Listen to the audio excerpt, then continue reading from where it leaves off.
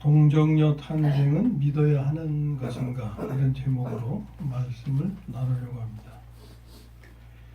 결론부터 말씀드리면 반드시 믿어야 하는 사항입니다. 왜냐하면 이로써 하나님을 알게 되기 때문이에요. 그것도 눈으로 뵈듯이 한다는 말씀 있죠. 눈으로 뵈듯이. 우리가 하나님을 아는 데 있어서 귀로 들어서 아는 것과 눈으로 뵈듯이 아는 두 가지를 말씀해 성경에서. 들어서 아는 것보다 눈으로 뵈듯이 아는 게 더 깊이 아는 것이고 더 분명히 알게 되는 거죠. 그러한 은혜가 있기 때문에 이 동정녀 탄생은 믿어야 하는 것인지 아닌지 이걸 논할 것이 아니라 반드시 믿어야 하는 상황입니다. 하나님을 이렇게 알게 되어서 수지 맞은 사람이 있죠. 바로 욥입니다. 그는 하나님을 눈으로 뵈듯이 알게 됨으로써 갑절의 복을 받았다고 성경이 말씀해요. 욥기서 42장 5절에 내가 죽게 대하여 귀로 듣기만 하였사오나 이제는 눈으로 주를 배움나이다. 아마 많은 사람들이 하나님에 대해서 귀로 듣고 거기서 귀로 들은 내용만 알 뿐일지도 모르겠어요. 그러나 욥도 그런 시기가 있었지만 그가 고난을 당한 일을 잘 아시죠. 그 고난의 과정을 끝날 때 그는 하나님을 눈으로 뵈듯이 알게 됐다고 이렇게 간증을 합니다. 그래서 10절에 이렇게 말해요. 여호와께서 욥의 곤경을 돌이키시고 여호와께서 욥에게 이전 모든 소유보다 갑절이나 주신지라 그랬어요. 욥이 고난받기 전에 어떤 상태였는지 잘 아시죠? 많은 자녀들을 두었죠. 소유도 많았어요. 존경도 받았어요. 뭐 그만하면 또 되지 않았겠어요? 그보다 또 뭐 좋은 그 복이 어디 있겠어요? 근데 하나님을 더 깊이 알게 되므로 이전보다 그가 받은 복이 갑절이 되었다라고 하는 거예요. 수지 맞는 거죠. 성탄의 계절에 하나님을 알게 되므로 욥이 받은 복을 우리도 받게 되시기를 주님의 이름으로 축원합니다.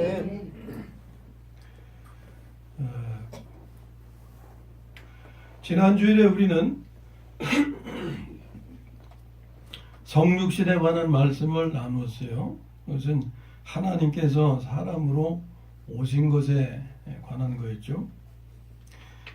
성육신과 더불어 반드시 거론되는 것이 이 동정녀 탄생, 처녀 탄생입니다. 왜냐하면 하나님께서 사람이 되시는 과정에서 이 길을 택하셨기 때문이에요. 그러므로 동정녀 탄생은 기독교의 중요한 교리 중에 하나인 겁니다. 사람들은 기독교에 왜 이런 교리가 있는지를 알려고 하지는 않고 상식적인 선에서 생각하고 생물학적인 선에서 생각하고 이 내용은 결코 믿을 수 없는 것이라고 아주 단정을 해버려요. 그러므로 이 교리의 의미는 설명되기도 전에 상식에 그냥 묻혀버리고 맙니다. 그러므로 아무도 들으려고 하지 않아요. 또 듣는다 해도 그 건성으로 들어요. 한 귀로 듣고 한 귀로 흘리고. 지금까지 교회를 다니면서 예수님의 동정녀 탄생을 수없이 들어보셨을 거예요. 그런데 그것이 의미하는 것이 무엇인지를 들어보신 적은 있으십니까? 오늘 이 시간 그 말씀의 의미를 나누고자 해요. 그런데 앞에서 말씀드린 것처럼 아예 그냥 단정 지어 놓고 그냥 한 귀로 듣고 한 귀로 흘리는 건성으로 듣는 그런 시간이 돼서는 안 되겠다 하는 거예요. 우리에게 상식이 있고 생물학적인 지식이 있지만 하나님이 뭐 무식해서 이런 말씀 하셨겠냐고요. 그런 지식을 뛰어넘어서 말씀하시는 하나님의 음성을 우리가 들을 수 있길 바라고, 이 말씀을 통해서 우리에게 전해주시고자 하시는 것이 무엇인지, 그리고 또 축복하신 내용이 무엇인지 이거를 알 수 있는 시간이 되기를 소망합니다. 아멘. 자, 동정녀 탄생. 처녀의 몸에서 이제 사람이 태어나는 건데 예수님의 탄생이죠. 예수님께서 태어나시는 과정에서 이것은 단지 사람의 몸을 빌렸을 뿐입니다. 예수님을 우리는 지난 시간에 새 사람이시라 그랬죠. 이 새 사람이 태어나는 과정, 하나님께서 사람이 되시는 과정에서 단지 처녀 마리아의 몸을 빌렸을 뿐이다 라는 거예요. 그리고 이 과정에서 사람의 요소가 새 사람의 형성에 영향을 준 것은 아무것도 없습니다. 이걸 먼저 우리가 아셔야 돼요. 자, 자연인의 탄생, 곧 우리의 탄생이죠. 예? 우리의 탄생, 자연인의 탄생은 낳아준 부모의 영향을 받습니다. 그 영향을 끼치는 것을 우리는 유전자라고 하죠. 그러므로 자식은 부모의 모습이나 성품, 기질을 닮아요. 이 영양 중에서 가장 중요한 것이 하나 있는데 이것은 누구나 똑같이 받는 영향이에요. 다른 것들은 부모님으로부터 받는 것으로서 다 각각의 성정이나 기질이나 이런 것들이 다르잖아요. 예? 그래서 사람들의 모습, 자녀들의 모습이 다 똑같이 가고 부모님이 다르듯이 자녀들도 부모님을 닮아서 다 이렇게 여러 가지 모양으로 우리가 나타납니다. 그런데 어느 누구나 똑같이 받는 영향이 있어요. 그게 뭐냐면 원죄라는 거예요. 원죄.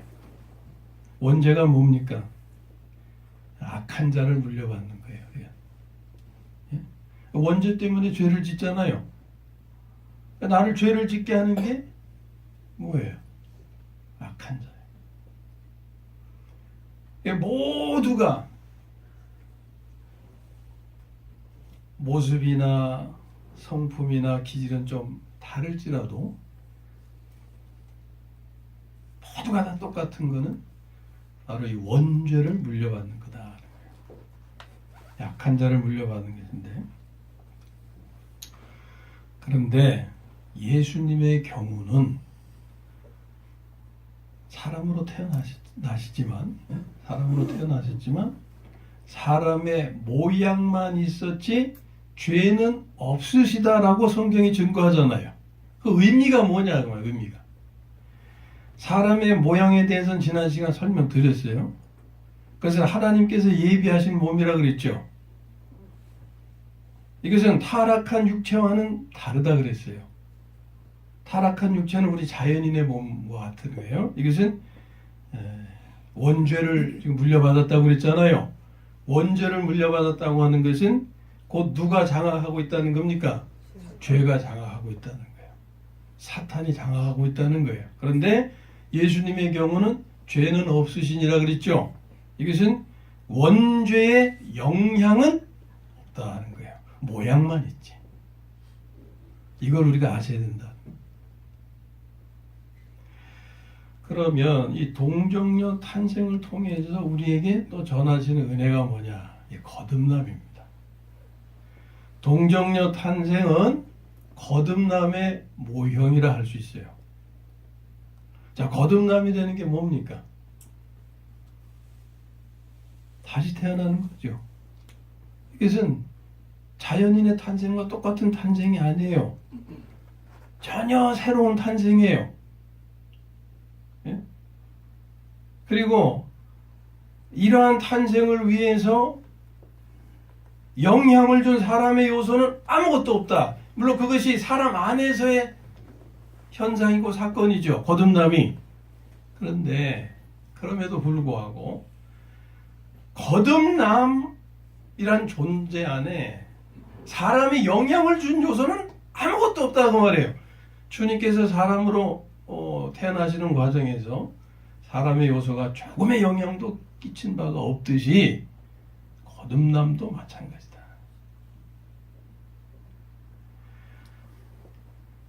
자신의 거듭남을 알게 되시는 분은 이 동정녀 탄생을 믿게 됩니다. 기독교에서 거듭남은요, 다음 두 가지 점에서 아주 중요한 교리예요. 하나는 다른 종교와의 차별성을 분명히 하기 때문이에요. 그 어느 종교에도 거듭남의 교리가 없어요. 기독교만 있지. 이게 다른 종교와 같을 수가 없는 차별성입니다. 두 번째는 하나님의 세계로 들어가는 관문이에요. 하나님의 세계는 복된 세계라고 할 때 이 복된 세계로 들어가는 관문이에요. 이게. 요한복음 3장에서 예수님 말씀하시잖아요. 3절에 사람이 거듭나지 아니하면 하나님의 나라를 볼 수 없느니라. 5절에 사람이 물과 성령으로 나지 아니하면 거듭남이죠. 하나님의 나라에 들어갈 수 없느니라. 그러니까 이 거듭남이 얼마나 중요한 것인지 빨리 깨달아야 돼요. 이게 생명의 문제죠. 거듭남은.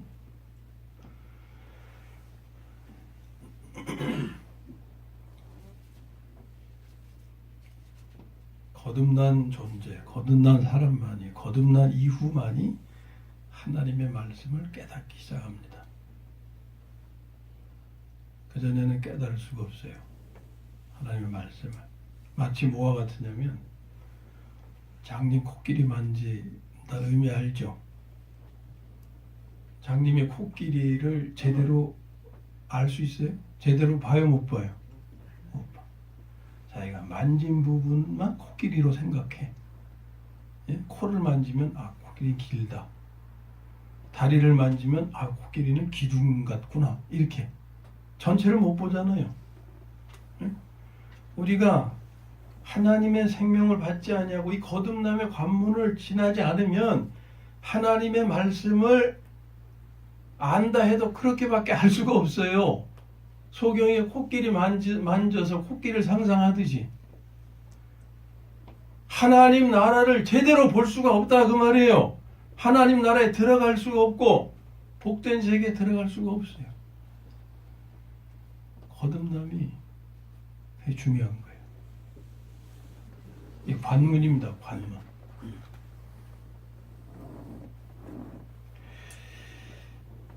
자, 이 거듭남을 체험할 때 우리가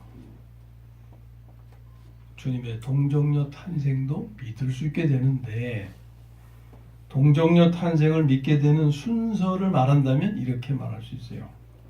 첫째는 동정녀 탄생의 교리를 먼저 믿어야 돼요.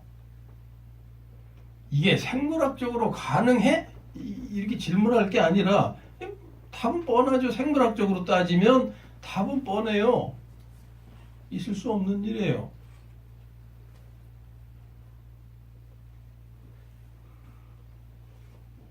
상식으로 그걸 받아들이려고 하면 받을 수가 없어요. 그 내용이 성경 안에 있어요. 성경은 하나님 주신 말씀이잖아요. 하나님이 하신 말씀이에요. 하나님을 믿으시면 말씀도 믿어야죠. 아멘. 하나님을 믿지 못하시면 말씀을 믿을 수가 없어요. 이게 제가 하는 말이 아니고 어느 누구가 하는 말이 아니고 하나님이 하신 말씀이에요. 하나님. 그렇기 때문에 먼저 이 동정녀 탄생의 말씀, 교리로도 표현되겠죠. 다른 종교인들이 보면 교리가 되니까. 이 동정녀 탄생의 교리를 믿어야 돼요. 두 번째, 거듭남의 교리도 사실 믿기 어려운데 거듭남의 교리도 믿어야 돼. 믿어야 돼. 그러면 믿기만 하면 다냐? 믿기만 하라고만 하냐? 알 수 없는데 믿기만 하라고만 하냐? 그렇지는 않아요. 우선 믿어라. 동정 탄생의 교리를 믿고 동정녀 탄생은 거듭남의 모형이기 때문에 이 거듭남에 관한 교리도 믿으시면 그 다음의 과정이 뭐냐면 자신의 거듭남을 체험하게 된다. 체험하지 못하면 알 수가 없어요. 그러니까 믿기만 하라 그러면 알 수가 없어요. 체험케 하셔야 알게 되지. 그러면 자신의 거듭남을 체험한다고 해서 금방 그것을 이해하고 설명할 수 있느냐? 아니야. 우리가 사람으로 태어나는 과정을 한번 생각해 봐요. 응애하고 태어난 사람이, 응애하고 태어난 아기가 뭘 이해하고 뭘 설명할 수 있어요? 그냥 이제 태어난 것 뿐이지. 자기가 사람이고 부모님이 누구시고 내가 어느 나라 사람이고 뭐 이런저런 이해 또는 설명 이런 것은 언제나 가능합니까? 어느 정도 자라야 가능하죠. 지각이 생겨야 가능하잖아요. 지각이 생기면 가만히 있으라고 그러도 가만히 있질 못해. 그냥 하루 종일 떠드느라고 그냥. 근데 말도 못하는 애한테 계속 너 말 좀 해봐. 그러면 할 수 있어요? 못해. 자, 거듭남의 말씀을 믿으시면 반드시 거듭남을 체험하게 하십니다. 아니, 믿는 그 순간에 이미 나는 거듭난 존재가 돼 있어요. 그런데 다만 이 새로운 경험, 새로운 변화, 이것이 처음에는 이해나 설명이 안 되는 거예요. 아니, 할 수가 없는 거예요. 아직 그런 수준의 생명이 아니기 때문에 이제 막 태어난 피덩이에 불과하기 때문에. 그런데 이제 그 아이를 잘 키워보세요. 엄마가 젖을 많이 먹이고 이유식도 시키고 계속 영양가 있는 음식 공급해주고 건강을 위해서 이것저것 살펴주면 애를 잘 키워요. 또 가르쳐주고. 그러면 때가 되면 생명이 자라면 생명을 채워감으로 그 생명이 성장하고 성숙해서 지각이 생기면 이제 이해가 되고 설명이 되는 거예요. 그런 수준의 생명이 되었기 때문에 그 수준이 될 때 자신 안에 생명으로 오신 하나님, 그분이 그리스도이시라는 것, 이것을 교리적으로 알다가 이제는 생명으로 알게 되는 거예요. 예? 교회 다니시면서 많은 걸 들으셨잖아요. 하나님에 대해서, 그리스도에 대해서, 동정녀 탄생에 대해서, 거듭남에 대해서. 그러나 그래서 어디까지나 교리적으로 알았을 뿐이지 그 실체가 뭔지는 분명하지 않았다 그 말이에요. 장님 코끼리 더듬듯이. 그러다가 이제 생명으로 알게 될 때, 욥이 말한 것처럼 눈으로 보듯이 하나님을 알게 되는 거예요. 분명해지는 거예요. 예? 그리하면 이런 과정을 통해서 동정녀 탄생이 사실임을 확인하고 확신케 되는 것입니다. 생물학적 지식이 그걸 가로막을 수가 없어요. 예? 상식이 나의 신앙을 재단할 수가 없어요. 하나님을 생명으로 알게 되면 상식이나 생물학적 지식, 분명한 과학적 지식을 초월한 삶을 살게 되는 거예요. 예. 이것이 말씀이 믿는 자 안에서 역사하신다는 것의 의미입니다. 데살로니가전서 2장 13절에 그렇잖아요. 이 말씀은 지금 전해지는 말씀이에요. 이 시간도 마찬가지예요. 이 전해지는 말씀이 믿는 자, 너희 믿는 자 가운데서 역사하느니라. 아멘? 아멘. 어떻게 역사? 지금 설명드린 대로.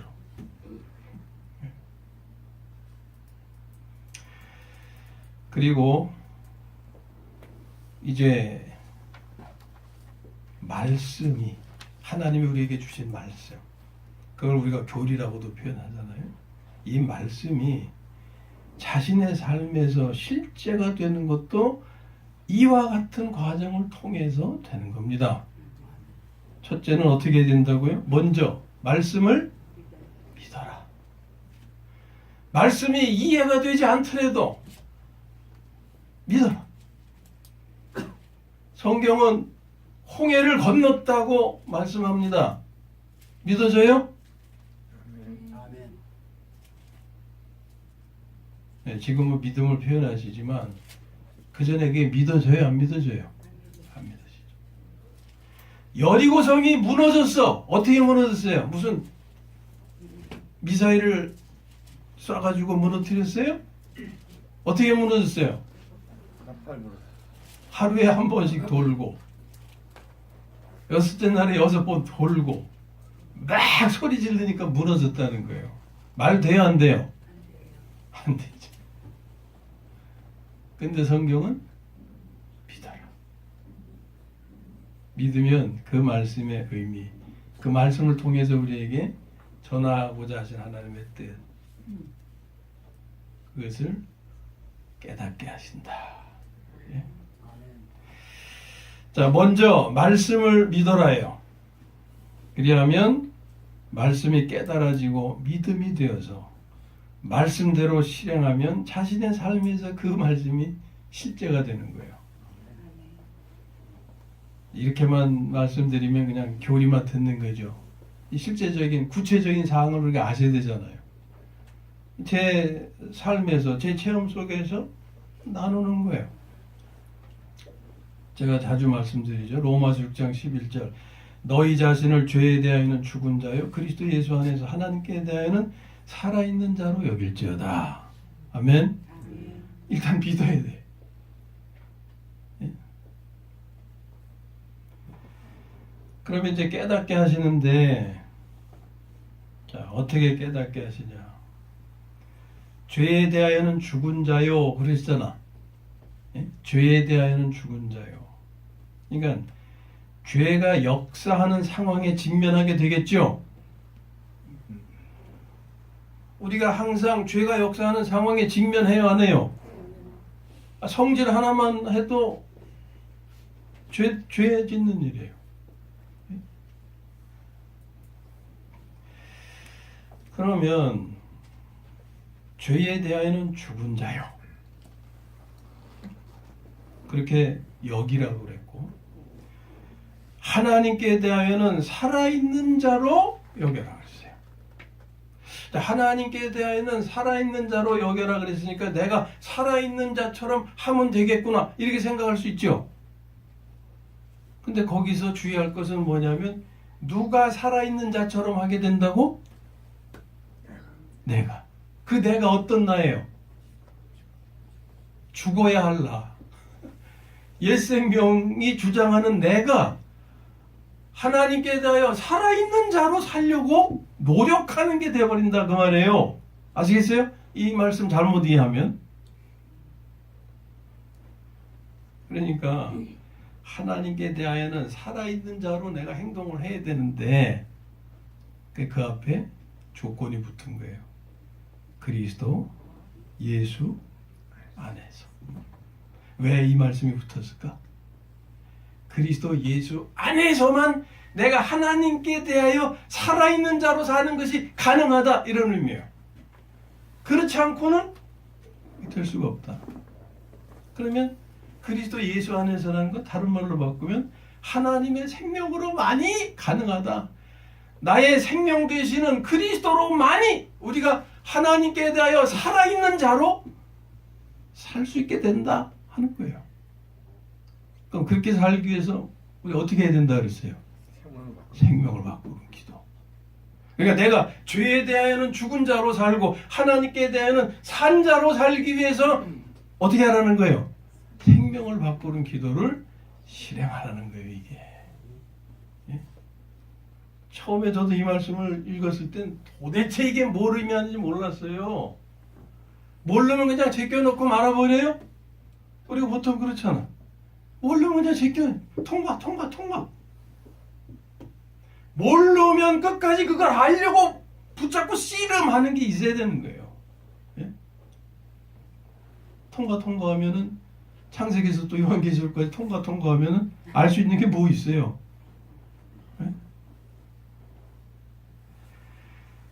말씀드렸죠. 저도 이 말씀 깨닫기 전까지 많은 시행착오를 겪고 이 말씀을 실제로 나의 삶에서 적용해 보려고 하는데 아닌 거예요. 도대체가. 그러다가 하나님이 깨닫게 해주신 게 이게 이 말씀을 오해해서 내가 하나님께 대해 산자로 살려고 했어도 내가 한 거구나. 내가 하려고 한 거구나. 그걸 깨달은 거예요. 이건 내가 할 수 없는 건데. 이 말씀의 뜻은 죄에 대해는 죽은 자로 하나님께 대해는 살아있는 자로 살려면 오직 나의 생명 되시는 주님으로만 사는 길밖에 없구나. 그것은 곧 생명을 바꾸는 기도를 드리라는 것이로구나 라고 깨달은 거예요. 예? 죄가 역사하는 상황에서 옛 생명이 활동하는 상황에서 성질나는 순간에 생명을 바꾸는 기도를 실행하라는 것이다. 이 말씀의 뜻이. 그럼 어떻게 해야 돼요? 주님, 이 상황을 맡아주세요. 주님, 이 순간에 온유가 되어주세요. 그렇게 하니까 경험이 되더라고 이게. 예? 그렇게 하니까.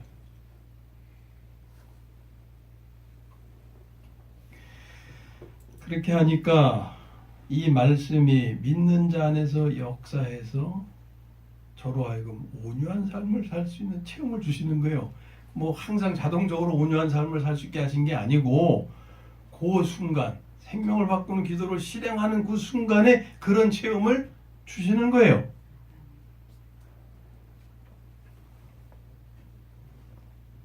그러다 보니까 하나님의 말씀이 사실이라고 하는 거, 틀림없다고 하는 것을 확인하게 되고 더 확신하게 되는 거예요. 그래서 이게 이런 거예요. 진리가 너희를 자유케 하리라 그러셨잖아요. 진리가 너희를 자유케 하리라. 진리를 깨달으니까 성질로부터 자유케 하시고. 또 고린도후서 3장에 이런 말씀 있죠. 그와 같은 형상으로 변화하여, 그와 같은 주님입니다. 주님과 같은 형상으로 변화하여 영광에서 영광에 이르니. 이게 뭐냐면 구체적으로 성질 충만한 내가 주님의 모습, 주님의 온유한 모습, 그와 같은 형상이라는 것은 온유한 주님의 모습, 예? 주님처럼 변화하여 영광에서 영광에 이르니. 우리의 삶의 온유의 삶의 표현이라는 것은 이 영광인 거예요. 예? 영광. 이건 내 생명의 표현이 아니라 하나님의 생명의 표현 아니겠습니까? 하나님이 나의 삶을 통해서 표현되는 게 그 영광이에요. 그런데 온유만 나타나는 것이 아니라 겸손도 나타나고 용서도 나타나고, 예? 서로 이렇게 나만 있는데 나누어주는 그런 삶으로 나타나고, 이게 영광에서 영광에 이르는 거예요. 그런데 무엇으로 그렇게 되느냐? 곧 주의 영으로 말미암음이니라. 아멘? 주의 영은 내 안에 계신 생명 되시는 하나님. 그러니까 거듭남의 교리를 내가 체험해서 하나님을 생명으로 알게 되면 말씀이 살아나는 거예요. 말씀의 실체를 알게 되는 거예요. 지식적으로 아는 게 아니에요. 그래서 장님 코끼리 더듬듯이 그렇게 아는 게 아니고 실제를 알게 되는 거예요. 실제를.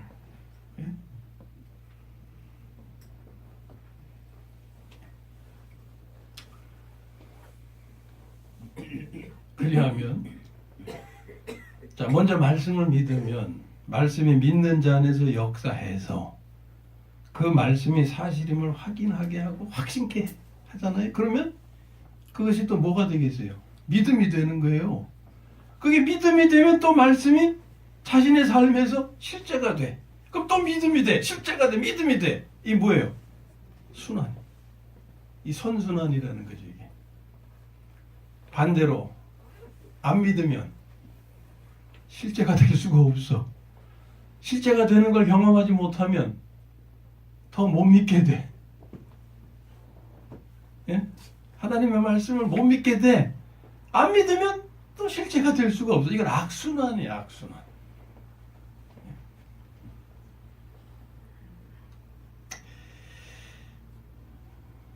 믿으면 실제가 되고, 실제가 되면 또 믿어지고, 또 믿으면 또 실제가 되고. 이것을 성경은 이렇게 표현해요. 믿음으로 믿음에 이르게 된다. 예? 로마서 1장 17절 그렇잖아요. 복음에는 하나님의 의가 나타나서 믿음으로 믿음에 이르게 하나니. 이것은 축복의 선순환이 이루어지는 것입니다. 동정녀 탄생의 교리를 믿으시고 거듭남의 교리를 믿으시기를 바랍니다. 그리하면 그 말씀의 뜻이 깨달아지고 체험케 될 것이에요. 그리하면 하나님을 알게 되고 믿게 되고 나아가서 하나님의 말씀도 알고 믿게 되어서 그 말씀이 자신의 삶의 실제가 됩니다.